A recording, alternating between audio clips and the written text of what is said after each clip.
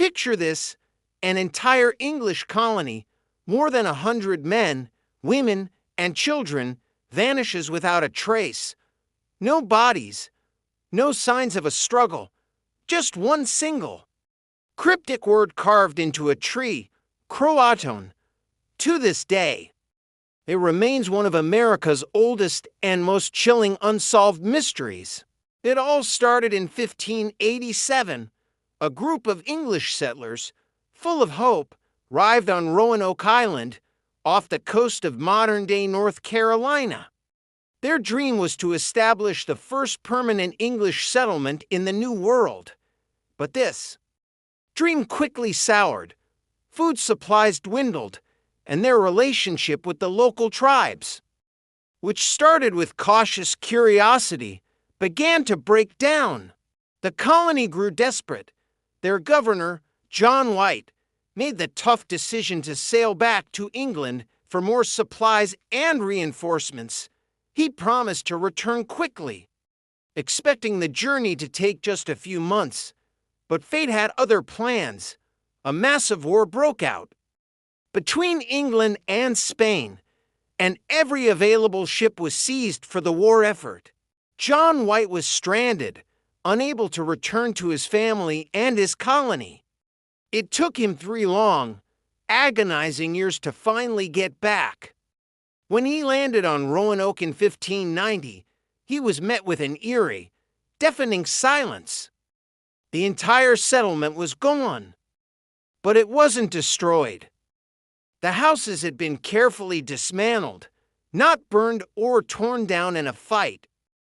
It was as if everyone had just packed up and left.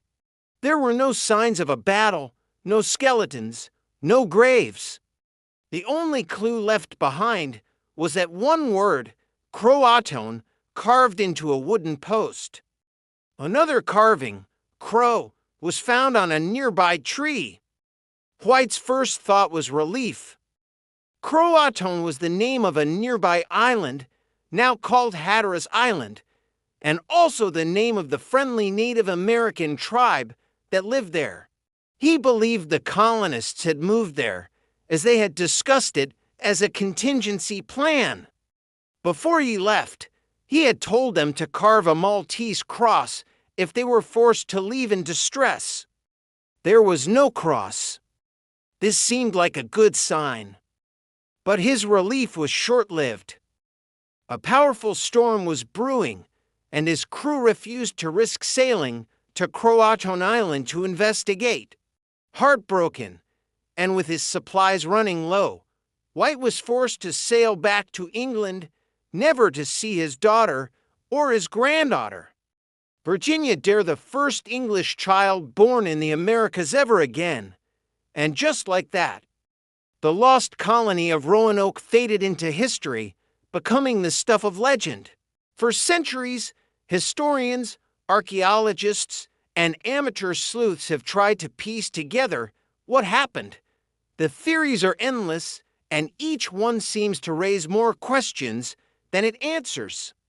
The most popular theory is that the colonists, facing starvation, simply assimilated into a local Native American tribe, most likely the CROATOAN. This makes sense.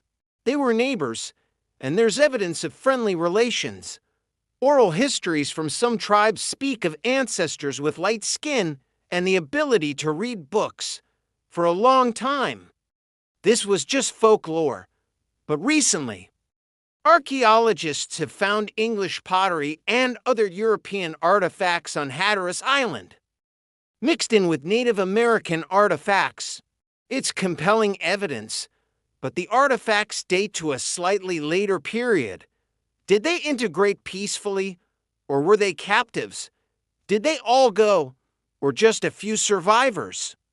Another theory is much simpler and much darker. They were all killed, either by a hostile tribe or even by the Spanish, who had a nearby settlement and saw the English as intruders. But if that were the case, where is the evidence? A battle involving over 100 people would have left behind signs of a struggle, damaged defenses, skeletal remains, weapons, and none have ever been found. The settlement wasn't ransacked. It was carefully taken apart. What if they tried to go home? It's possible a small group attempted the treacherous journey back to England in a pinnace. A small boat left with them and were lost at sea. It's a plausible idea, but it doesn't explain why the entire settlement was dismantled. And what about the message?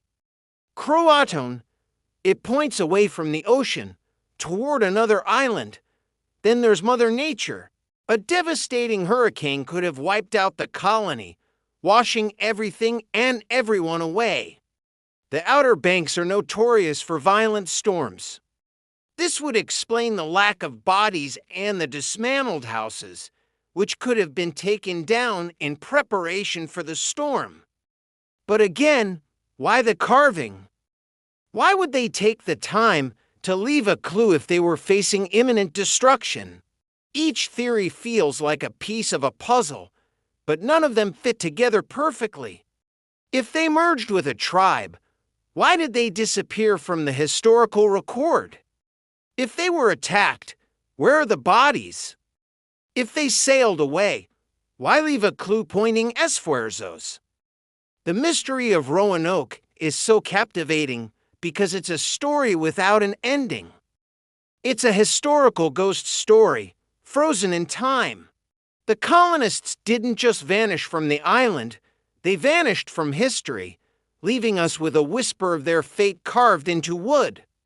It's a chilling reminder that sometimes the past keeps its secrets and all we can do is wonder. The lost colony of Roanoke didn't just disappear. It became a legend. Thanks for watching. If you're fascinated by unsolved mysteries like this, make sure to subscribe and hit that notification bell so you don't miss our next deep dive into the unknown. See you next time.